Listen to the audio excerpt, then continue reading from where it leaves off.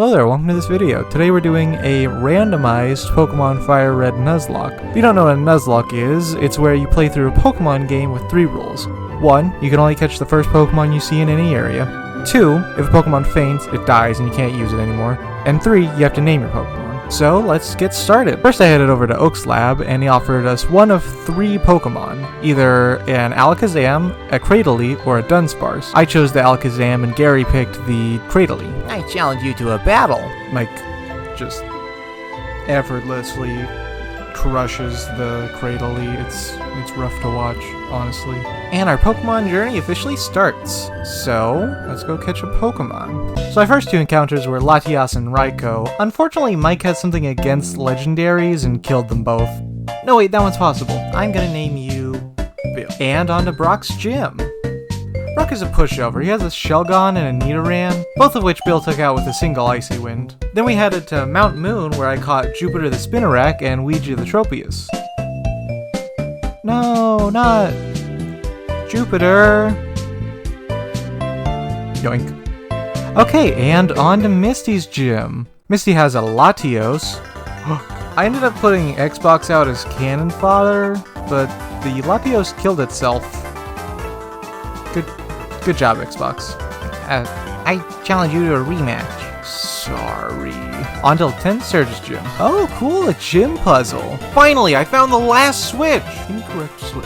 Puzzle reset. No! Oops.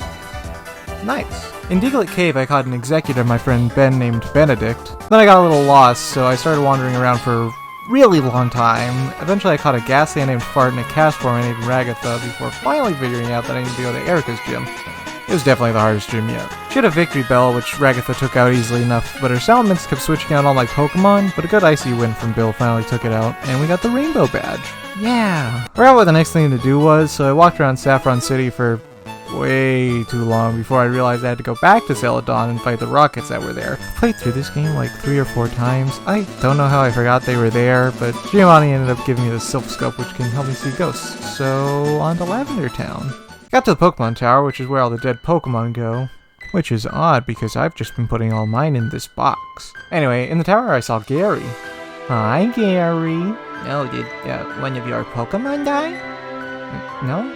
Maybe they will in this battle with me. Sorry. Anyway, onwards we go. Fart, you're a ghost, do something. Here, I'll identify it with the Silph Scope. Oh, cool, a Hitmonlee.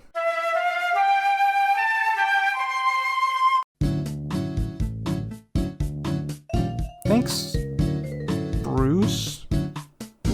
And you'll be Charlie. Okay, team, let's fight some more rockets.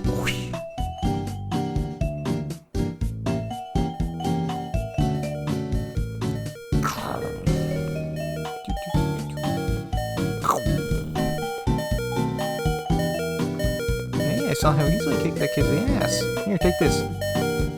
Sabrina's gym is laughably easy. Mike takes out her Entei, and Bruce takes out her Porygon too, and that's basically the whole gym. Then we went to the docks to wake up the sleeping Snorlax that was there, but it turns out it was a Nidorino. I'm gonna call you Squwumble 2. The real ones get that one.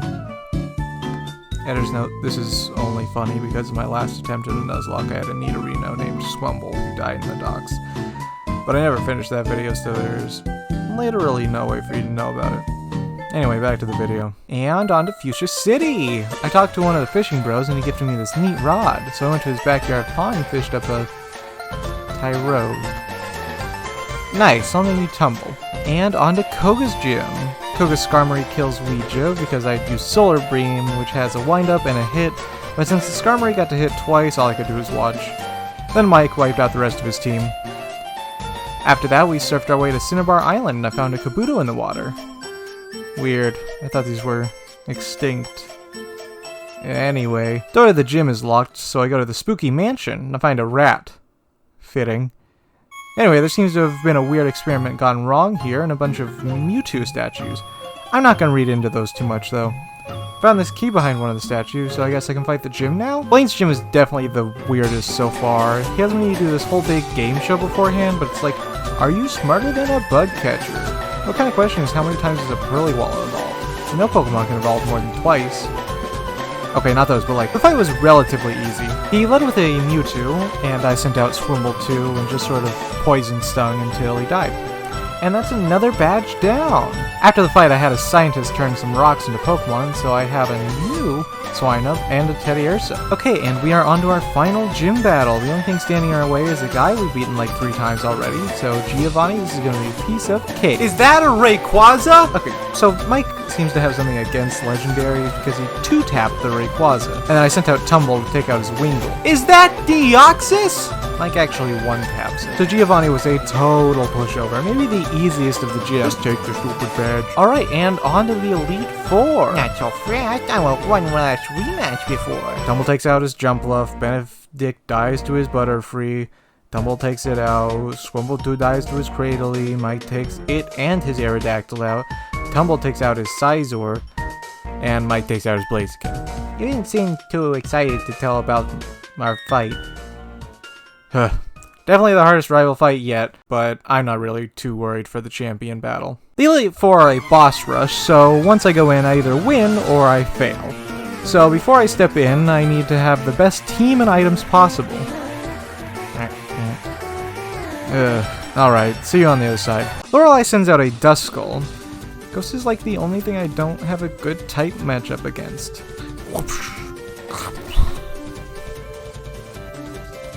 Oh, right. Dark type. Winnie, Koopa, and Mike all took major damage because I'm an idiot and read Mantine as Metatite. But nobody died, so it's fine. And Winnie took out her Unknown. That's one Elite Four member done, with no deaths. Bruno leads with a Feebas. About as usual as what Bruno usually leads with, am I right? Then he switches out to a Quagsire and it kills Bruce, nearly kills Winnie, and heavily injures Terry. Then he has a Metapod. The whiplash of strength here is crazy. He finishes with a Gardevoir, who Mike takes out handily. 2 out of 4, only 1 death. That's pretty good. Agatha leads with a Baltoy, and I send out Winnie, who unfortunately dies because I'm dumb. So I sent out Koopa to surf it away. That's 3 out of 4. Finally, Lance. He leads with a Clefairy. This guy, am I right? Mike disintegrates it. His last Pokemon is Slowking, and I send out Mike since I'm pretty sure any other Pokemon would die in a single attack, and I just keep electroshocking it until it dies. And that's all 4 done. I beat the Elite Four. Now on to the final challenge, the deciding factor as to whether I win or lose. Gary! Gary leads with his Blaziken, who hits like a truck. So I send out Tumble, who hits him with a few well-placed Sky Uppercuts. Next up, he sends out his Butterfree, who hits really hard against Tumble, but Tumble's the only one who has Fire-type moves, so we gotta keep him in. Luckily, he takes the Butterfree down. Next up is Cradily, who the best matchup is Tumble again, and I win again. Next, I send out Jumpluff, and I send out Terry this time, who takes out nicely with a Blizzard. Then, Gary's final Pokemon. The only thing standing between me and victory is the Scizor, a Steel Bug type. So Tumble is the perfect option to take it out with some well-placed Fire Punches. Okay. That's fine. We can have Koopa dig.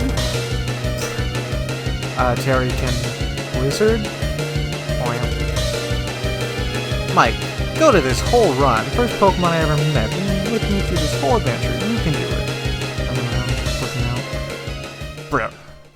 So yeah, I wasn't ultimately successful, but hopefully you enjoyed the video regardless. I have been wanting to make something like this for a while. Obviously, I had a project like this a year ago that didn't end up getting made, but I'm glad to finally finish something similar, and as of recording this, I'm about a week away from it being posted, so hopefully it does well. I'm also going on vacation the day that it's uploaded, so I probably won't interact with too many comments, but if you leave comments below, I'll probably see them in the next couple of weeks. If you've enjoyed what you've seen here and you'd like to see some more stuff in the future, you can like, comment, subscribe. If you have any games you'd like me to play through and animate my playthrough, feel free to leave those in the description below. I have a couple of videos that I'm writing the scripts for now of like things that I've done in real life. I sort of want to do like story time stuff, sort of like games, stories, things like that. If you like hearing my voice and you want to hear more of it, I have a couple other channels in the description. I have a Minecraft channel and a gaming channel and a live streaming / VOD channel and a vlog channel, and obviously the animation channel that you're watching this on right now. But yeah, hopefully you have enjoyed those things, and if this is the first thing you're seeing of me, check out the other videos that I have.